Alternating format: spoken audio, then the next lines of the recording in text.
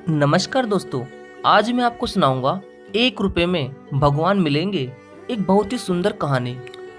एक 8 साल का छोटा सा बच्चा 1 रुपए का सिक्का मुट्ठी में लेकर एक दुकान पर जाकर पूछने लगा, क्या आपकी दुकान में ईश्वर मिलेंगे? तभी दुकानदार ने उसकी ऐसी बात सुनकर उसका 1 रुपए का सिक्का नीचे फेंक दिया और उस बच्चे को वहां से भगा दिया। तब वो दूसरी दुकान में गया तो उस दुकानदार ने भी उससे पूछा कि तुम्हें क्या चाहिए। तो उस बच्चे ने उस दुकानदार से भी वही कहा कि क्या आप मुझे 1 रुपए में ईश्वर दे सकते हैं। तो उसने भी उसे वहां से भगा दिया। लेकिन उस बच्चे ने हार नहीं मानी। उसने एक दुकान से दूसरी दुकान, दूसरी से तीसरी, फिर चौथी, ऐसा करते हुए उसे कुल 40 दुकानों के चक्कर काटने के बाद वो बच्चा एक बूढ़े दुकानदार के पास पहुंच गया।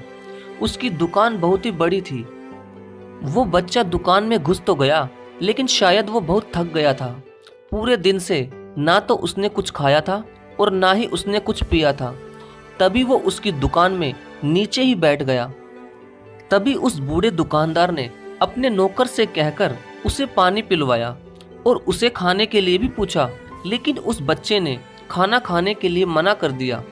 तब उस बूढ़े दुकानदार ने उस बच्चे से पूछा कि बेटा, तुम्हें क्या चाहिए?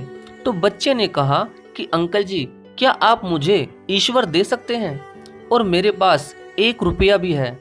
तो उस बूढ़े आदमी ने पूछा कि बेटा, तुम ईश्वर को क्यों खरीदना चाहते हो? तुम क्या करोगे ईश्वर लेकर? अब पहली बार एक दुकानदार के मुंह से ईश्वर का प्रश्न सुनकर बच्चे के चेहरे पर एक आशा की किरण लहराई।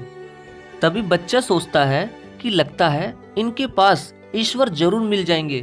तो बच्चे ने खुश होकर बूढ़े दुकानदार से कहा कि मेरी माँ के सिवाय इस दुनिया में मेरा और कोई भी नहीं, और मेरी माँ दिन भर काम करके मेरे लिए खाना लाती थी, लेकिन अब मेरी माँ किसी बीमारी की वजह से अस्पताल में है। अगर मेरी माँ को कुछ हो गया तो मेरा क्या होगा? और मुझसे डॉक्टर अंकल ने कहा है कि अब तुम्हारी माँ को सिर्फ ईश्वर ही बचा सकते हैं, इसलिए मैं हर दुकान में ईश्वर को ढूंढ रहा हूँ। क्या आपके पास ईश्वर मिल जाएंगे? तभी उस बूढ़े दुकानदार ने उस भोले बच्चे का चेहरा देखा तो वो बहुत ही मासूम लग रहा था। तो उसने उस बच्चे को कहा कि हाँ बेटा, तुम्हें ईश्वर जरूर मिलेंगे। कितने पैसे हैं तुम्हारे पास? तो उस बच्चे ने उस बूढ़े दुकानदार को 1 रुपया पकड़ा दिया। तभी उस दुकानदार ने कहा कि अरे, ये पैसे तो ईश्वर के लिए काफी हैं। इस बात से बच्चा बहुत ही खुश हो गया। तभी दुकानदार ने उस बच्चे को एक गिलास पानी देकर कहा कि ये पानी पिलाने से तुम्हारी माँ बिल्कुल ठीक हो जाएगी। तो वो बच्चा उस पानी के गिलास को लेकर सीधा अपनी माँ के पास हॉस्पिटल चला गया और उसके पीछे पीछे वो बूढ़ा दुकानदार अपने नौकर को लेकर पहुंच गया। और तभी उसने डॉक्टर से बात करके उस बच्चे की माँ का ऑपरेशन करवा दिया और उसे कुछ पैसे और एक चिट्ठी देकर वहां से चला गया।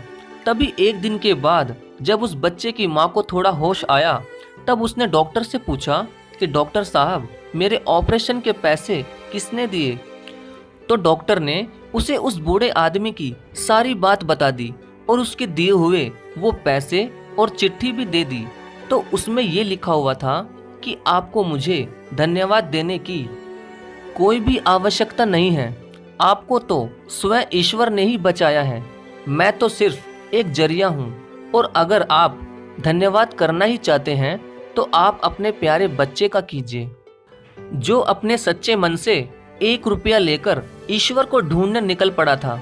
और उसके मन में यह पूरा विश्वास था कि सिर्फ एकमात्र ईश्वर ही आपको बचा सकते हैं। विश्वास इसी को ही कहते हैं। ईश्वर को ढूंढने के लिए करोड़ों रुपए का दान देने की जरूरत नहीं होती। अगर मन में अटूट विश्वास हो तो ईश्वर 1 रुपए में भी मिल जाते हैं। उस चिट्ठी को पढ़कर उस छोटे बच्चे की माँ की भी आंखें भर आई और उसने दिल से ईश्वर से ये प्रार्थना की कि हे ईश्वर, जिस इंसान ने भी मेरी सहायता की है उसे कभी कोई परेशानी ना हो और वो हमेशा स्वस्थ रहे। तो दोस्तों, मैं आशा करता हूँ कि आपको इस कहानी से थोड़ी बहुत शिक्षा जरूर मिली होगी। अगर आपको ऐसी कहानियाँ सुनना पसंद है तो प्लीज़ चैनल को सब्सक्राइब जरूर करें। धन्यवाद।